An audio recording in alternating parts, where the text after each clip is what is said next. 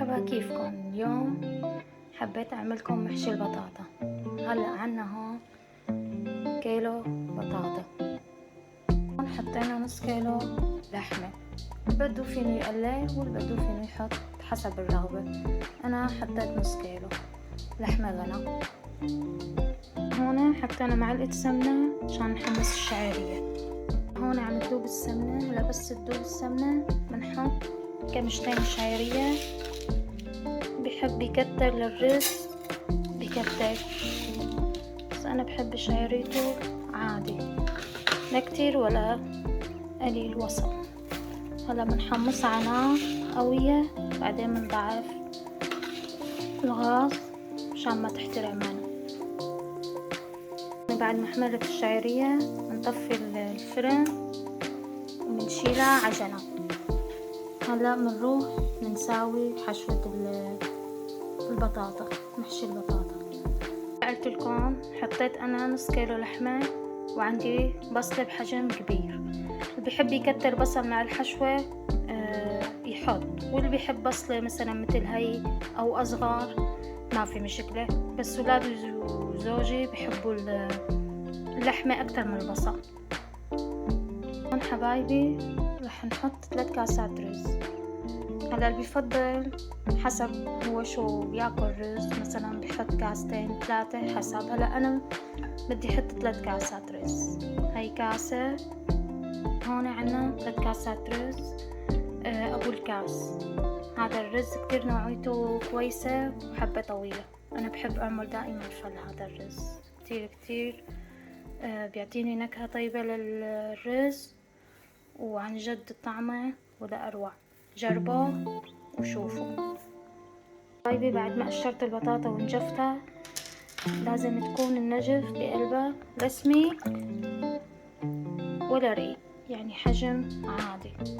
هلا بتصفيهم بالماء، من الماء بنقليهم. طبعا هن وهادون اللي معه. هلا طبعا هادول القلوب بنشيلهم بنسدهم فيهم. هون حبايبي حطينا الزيت. طبعا لازم يكون شوي الزيت كتير عشان البطاطا ما تحترق معنا. هلا بنحط على حرارة 9 وبنشغل. هلا بننطره بس يحمى بنحط البطاطا. برجع لكم حبايبي بعد ما حمي الزيت بنحط البطاطا. ما بنخليها تحمر كتير. حبايبي حطينا البطاطا ناطرينها لحتى تحمر، في انها هيك تاخد لون اشقر وبعدين بنشيلها. هلا هون حبايبي حطينا معلقة سمنة عشان الحشوة اللحمة والبصل للبطاطا. هون حبايبي نزلنا البصلة ناطرينها لتصفر. هلا بس تصفر بنحط اللحمة. حبايبي حطينا اللحمة. هلا بنحمسها مع البصلة حتى تاخد اللون. بعدين بنحط ملح وفلفل اسود، بنطبخهم شوي حتى تصير اللحمة مع البصلة.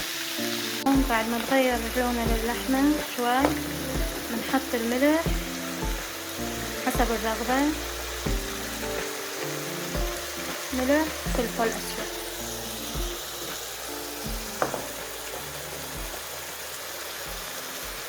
رشة صغيرة نتركهم لحتى تستوي اللحمة.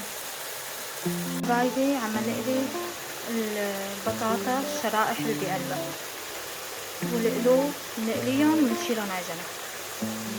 هون حبايبي بعد ما استوت اللحمة بنحط على الوش صنوبر. طبعا هذا هو الكيس صنوبر. بحط جوز، بس انا بفضل احط صنوبر. بنقلبهم شوي على نار وسط، نتركهم 5 دقايق وبنطفي الغاز تحتها. هاي البطاطا شلناها من قلب البطاطا من جوفها. هلا بنشيلهم عجنة عشان نحشي فيهم، عشان نحطهم تحت البطاطا المحشية بالطنجرة. حبايبي هنشيل البطاطا هيك بدنا اياها تكون بهذا اللون. هلا بنحطها بسفل الطنجرة، بدنا نحط فيها البطاطا. حبايبي بعد ما قلينا البطاطا شلناها عجنة، طبعا صفيناها مزبوط من الزيت. هلا بدنا نحشيها. اللحمة بعد ما طفينا تحتها، شوفوا لي على هاللون بعد ما استوت. هلا بدنا نحشي فيها البطاطا، طبعا بنتركها لتبرد شوي عشان ما تحترق ايدنا وبنحشيها. لهون حبايبي حطينا البطاطا اللي نشفناها بقلب الطنجرة بالسفل، وهلا بنحشي البطاطا بقلبها بنحط اللحمة وبصل والصنوبر وبنحطها بقلب الطنجرة. بس خلصهم برجع لكم. هون حبايبي بعد ما حشينا البطاطا باللحمة والبصل والصنوبر، هلا بنحط غمرتهم ماي وبنحط عصفر ورشة ملح وبنخليهم يغلوا كام غلوة لحتى تعقدوا المي اللي إلهم، بعدين بنطفي تحتهم. هون بعد ما حطينا غمرتهم ماي بنشعل الفرن على درجة حرارة 9، بس يغلوا كام غلوة بنحط رشة عصفر ورشة ملح. هلا اللي بحب بحط ماجي، بس أنا ما حبيت الماجي معه.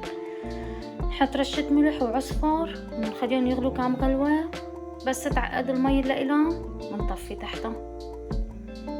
هون حبايبي بعد ما بلشت تغلي المي مع البطاطا بنحط العصفر،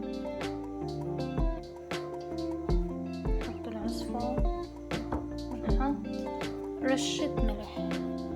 طبعا أنا حاطة بالحشوة ملح، بس بنحط بالمي عشان الطعم. هلا بنتركهم يغلوا لحتى تعقد المي، وبعدين بنطفي الغاز. صحة وهنا عقلكم. هون حبايبي بلشوا يغلوا. هون حبايبي بعد ما غليوا بنضاعف الغاز على الواح ونخليهم يغلوا على مهله لحتى تعقدوا المي وتصير يستووا ونطفي الغاز. هون حبايبي بعد ما طفينا الفرن، شوفوا هون كيف مستوية ومعقدة المي. لهون حبايبي غلينا مي مشان نحط للرز. هلا بنحط 3 كاسات مي للرز، وبس تغلي المي برجع لكم. هون حبايبي بدنا نغسل الرز مزبوط بالمي.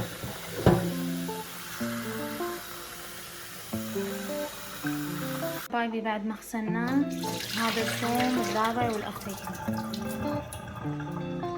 عنا غلية مية الشعرية. هلا بنحط ملح حسب الرغبة. هلا في عالم بيحمصوا الرز مع الشعرية، لا أنا بفضل حطوا هيك. بنحط مكعب ماجي. هلا اللي بيحب بحط ماجي، ما بيحب ترجع له. طبعا الماجي كتير بيعطي نكهة طيبة للرز. هلا بنتركهم شوي يغلوا مع بعضهم الشعرية والماء، بعدين بنحط الرز. بعد ما حطينا الرز بنحركه تحريكة خفيفة مع الشعرية،